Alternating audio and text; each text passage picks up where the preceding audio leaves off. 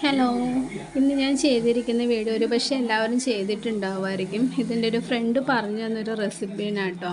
പക്ഷേ എങ്കിലും എനിക്ക് തോന്നുന്നു എല്ലാം ചെയ്തിട്ടുണ്ടെങ്കിൽ പോലും നമുക്കൊന്ന് നോക്കാം അത് എന്തായിരിക്കുമെന്ന്. നമ്മളെപ്പോഴും അപ്പത്തേന് തലേദിവസം അരച്ച് വെക്കുന്നവരാണല്ലോ. അപ്പോൾ അങ്ങനെ അരച്ച് വെക്കുമ്പോൾ ചിലപ്പോൾ അത് പുളിച്ച് താഴെ പോവും, ചിലപ്പോൾ അതിന് അപ്പത്തിന് മാവിന് ചില പുളി ഉണ്ടാവും. ഇങ്ങനെയുള്ളൊരു പ്രശ്നങ്ങളൊക്കെ വരാറുണ്ട്. എന്നാൽ ഈ ഒരു രീതി പരീക്ഷിച്ച് നോക്കിക്കഴിഞ്ഞാൽ നമുക്ക് കറി ഉണ്ടാക്കുന്ന നിമിഷം കൊണ്ട് നമ്മുടെ അപ്പത്തിൻ്റെ മാവ് നന്നായിട്ട് പുളിച്ച് നല്ല അപ്പം തന്നെ നമ്മൾ ലൈവ് അപ്പം നമുക്ക് ഉണ്ടാക്കിയെടുക്കാൻ പറ്റും കേട്ടോ. ആ റെസിപ്പിനാണിത്. അപ്പോൾ നമുക്ക് നേരെ വീഡിയോയിലോട്ട് കിടക്കാം. അപ്പോൾ നമ്മൾ തലേദിവസം അരി ഇട്ട് വെച്ചിട്ട് ആ വെള്ളത്തിൽ തന്നെയാണ് നമ്മൾ അരി അരച്ചെടുക്കുന്നത്. പിറ്റേ ദിവസമാണ് അരയ്ക്കുന്നത്. അതിനായിട്ട് നിങ്ങൾക്ക് ആവശ്യമുള്ള അളവിന് അരി എടുക്കുക. അതുപോലെ തന്നെ ഉഴുന്ന് വേണ്ടിയവർ, ഞാൻ എപ്പോഴും ഉഴുന്ന് അപ്പത്തിന് ഇടാറുണ്ട്. ഉഴുന്ന് വേണ്ടിയവർ കുറച്ച് ഉഴുന്ന് ഇടുക. ഇത് രണ്ടും കൂടെ നന്നായിട്ട് വാഷ് ചെയ്ത് ഒരു 4-5 തവണ നന്നായിട്ട് കഴുകി വാഷ് ചെയ്ത് വെക്കണം. പിന്നെ നമ്മൾ ഇതിനെ അരിക്ക് ഒപ്പം തന്നെ വെള്ളം എടുത്തിട്ട് നമ്മൾ പിന്നെ ഇതിനകത്ത് തന്നെയാണ് അരി അരച്ച് വെക്കുന്നത്. ഇത് നന്നായിട്ട് വാഷ് ചെയ്തെടുക്കാം. വാഷ് ചെയ്തെടുത്തതിന് ശേഷം നമുക്ക് പഴയചോറുണ്ടെങ്കിൽ കുറച്ച് പഴയചോറ് പിന്നെ ജീരകവും വെളുത്തുള്ളി ഇടാൻ താല്പര്യമുള്ളവർക്കാണെങ്കിൽ ജീരകവും വെളുത്തുള്ളി ഇട്ട് വയ്ക്കാം. അതുപോലെ തന്നെ ഈസ്റ്റ് ഉപയോഗിക്കുന്നവരാണെങ്കിൽ വേണമെന്നില്ല. കാരണം വെച്ചിട്ടുണ്ടെങ്കിൽ ഉഴുന്ന് ഉപയോഗിക്കുന്നത് ഈസ്റ്റിന് പകരമായിട്ടാണ് ഉഴുന്ന് ഉപയോഗിക്കുന്നത്. അപ്പം ഉഴുന്ന് ഉള്ളത് കൊണ്ട് വേണമെന്നുണ്ട്, പുളിക്കില്ല എന്ന് പേടിയുള്ളവരാണെങ്കിൽ വേണമെങ്കിൽ ഒരു കുറച്ച് ഈസ്റ്റും കൂടെ ഇട്ട് വയ്ക്കാം കേട്ടോ. ഇതിൻ്റെ ഒപ്പം ഒരു നുള്ള ഈസ്റ്റ് മതി, ഒരുപാട് ഇടണ്ട. ഒരു നുള്ള ഈസ്റ്റ് ഇടുക. അതിൻ്റെ ഒപ്പം ഒരു പഞ്ചസാരയും കൂടെ നന്നായിട്ട് ഇട്ട് വെച്ചിട്ട് ആ വെള്ളത്തിൽ തന്നെ ഇട്ട് വയ്ക്കുക. പിന്നെ ഇതിനകത്ത് വെള്ളം ഒഴിക്കേണ്ടത് നമുക്ക് അരിക്ക് കുറച്ച് മേലെ നിൽക്കുന്ന രീതിയിൽ വേണം വെള്ളം ഒഴിക്കാനായിട്ട്. ഒരുപാട് ഒഴിച്ച് വെക്കരുത്. കാരണം വെച്ചിട്ടുണ്ടെങ്കിൽ മാവ് ഇതിനകത്ത് അരയ്ക്കുന്ന കാരണം മാവ് ഭയങ്കരമായിട്ട് ലൂസായി പോവും. പിന്നെ ഉഴുന്നിട്ടേക്കുന്നത് നന്നായിട്ട് പൊന്തി വരും. അത് കാരണം കുറച്ച് മേലെ നിൽക്കുന്ന രീതിയിൽ തന്നെ നമ്മൾ എടുക്കാൻ നോക്കുക. പിന്നെ ആവശ്യമുണ്ടെങ്കിൽ നമുക്ക് വെള്ളം ചേർത്താൽ മതിയല്ലോ.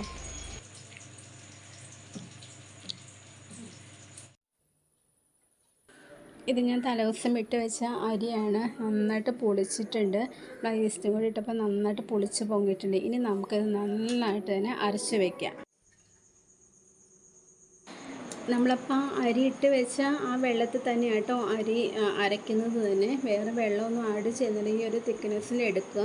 പിന്നെ നമുക്ക് ആവശ്യത്തിനനുസരിച്ച് ഇത് പൊന്തി വന്നു കഴിയുമ്പോഴത്തേക്കും ഈ ഒരു രീതിയിൽ അരയ്ക്കുന്നതിൻ്റെ ഒരു ഗുണം എന്ന് പറഞ്ഞു കഴിഞ്ഞാൽ നമുക്കിത് പൊന്തി വരുന്നതിനനുസരിച്ചിട്ട് ആവശ്യത്തിന് നമുക്ക് വെള്ളമോ തണുത്ത വെള്ളമോ അല്ലെങ്കിൽ പാല് തിളപ്പിച്ചാറിയ നല്ല തണുത്ത പാൽ ഒഴിച്ച് നമുക്ക് മിക്സ് ചെയ്തെടുക്കാൻ പറ്റും. അപ്പോൾ ഞാനിത് അരച്ച് വെക്കുന്നതിന് പിറ്റേ ദിവസം രാവിലെ ആട്ടോ. തലേദിവസം വെള്ളത്തിലിട്ട് വെച്ചിട്ട് പിറ്റേ ദിവസം രാവിലെയാണ് അരയ്ക്കുന്നത്. ഇനി ഇത് അരച്ച് നമ്മൾ കറി ഉണ്ടാക്കാൻ നന്നായിട്ട് അടച്ച് വെക്കുവാണ്. എന്നിട്ട് കറി ഉണ്ടാക്കാൻ പോകുമ്പോഴത്തേക്ക് നിങ്ങൾക്ക് കാണിക്കാൻ നന്നായിട്ട് തന്നെ പൊന്തി വന്നിട്ടുണ്ടാവും. അപ്പം ഞാൻ അരച്ച് വെച്ച മാവ് നന്നായിട്ട് പൊന്തി വന്നിട്ടുണ്ട്. അപ്പോഴത്തേക്ക് ഞാൻ കിഴങ്ങ് കറി ഉണ്ടാക്കി വെച്ചു. അപ്പോൾ നന്നായിട്ട് പൊന്തി വന്നിട്ടുണ്ട് കേട്ടോ. ഇനി നമുക്കത് ചുട്ടെടുക്കാം. അപ്പോൾ ഞാൻ രണ്ട് രീതിയിൽ ചുടും. ദോശക്കല്ലിൽ സാധാ കട്ടിക്ക് ചുടുന്ന ആ രീതിയിൽ, അല്ലെങ്കിൽ നമ്മൾ മറ്റേ അപ്പച്ചട്ടിക്കകത്തിട്ട് ചുറ്റിച്ചിട്ടെടുക്കുമല്ലോ, അപ്പോൾ ആ രീതിയിലും ചുടാറുണ്ട്. അപ്പോൾ ഞാനിപ്പോൾ ഇതൊരു കട്ടിയുള്ള അപ്പമാണ് ചുടുന്നത്. കാണിച്ചാൽ നമ്മൾ ജീരകം വെളുത്തുള്ളിയൊക്കെ ഇട്ട് അരച്ച് വെക്കുമ്പോൾ നല്ല ഇത്തിരി കട്ടിയുള്ള അപ്പം ചുടുന്നതായിരിക്കും ടേസ്റ്റ് കൂടുതൽ. ഇതല്ലെങ്കിൽ നമ്മൾ ചുറ്റിച്ചെടുക്കുന്നുണ്ടെങ്കിൽ ഇത്തിരി പാലും കൂടെ ആഡ് ചെയ്താൽ മതി. അപ്പോൾ രാവിലെ ആയതുകൊണ്ട് ഞാൻ തന്നെയാണ് വീഡിയോ എടുക്കുന്നത്. അത് ഡയറക്റ്റ് ദോശക്കല്ലിലേക്ക് ഒഴിച്ചിട്ട് അപ്പമായിട്ട് എടുത്തതാണ്. അപ്പോൾ നല്ല ചെറിയ ഹോളൊക്കെ വന്ന് നല്ല സ്മൂത്തായിട്ട് കിട്ടിയിട്ട് നല്ല സോഫ്റ്റിലെ അപ്പമാണ്. ഇത് രാവിലെ തൊട്ട് വൈകുന്നേരം വരെ ഇരുന്നാൽ എൻ്റെ സോഫ്റ്റ്നെസ് പോകത്തില്ല ഈ അപ്പത്തിൻ്റെ. നമ്മൾ തലേദിവസം അരച്ച് വെക്കുന്ന മാവാണെങ്കിൽ ചിലപ്പോൾ പിന്നെ രാവിലേക്ക് എഴുന്നേറ്റ് വൈകുന്നേരം ആകുമ്പോൾ കുറച്ച് ഡ്രൈ ആയിട്ടിരിക്കുന്നതാണ്. പക്ഷേ ഇതിൻ്റെ സോഫ്റ്റ്നെസ് ഒട്ടും പോകത്തില്ല കേട്ടോ. ഇത് ഏറ്റവും നല്ലൊരു ഐഡിയ തന്നെയാണ്. ഞാൻ നോക്കിയിട്ട് ഒരുപാട് പുളിയും വരത്തില്ല, എന്നാൽ നല്ല ടേസ്റ്റിയും കൂടി ഉണ്ടാവും. എൻ്റെ അപ്പം ഇവിടെ റെഡിയായി. അപ്പോൾ എല്ലാവരും ഒന്ന് ട്രൈ ചെയ്ത് നോക്കാം. തലേദിവസം അരച്ച് വെക്കുന്നതിനേക്കാൾ എനിക്ക് തോന്നുന്നു നല്ല പിറ്റേ ദിവസം അരച്ച് വെക്കുന്നതിന് ഏറ്റവും നല്ലത് തോന്നുന്നു. കുറച്ചും കൂടി ടേസ്റ്റി ആയിട്ട് നല്ലൊരു അപ്പം കഴിക്കാനായിട്ട് നല്ലത്.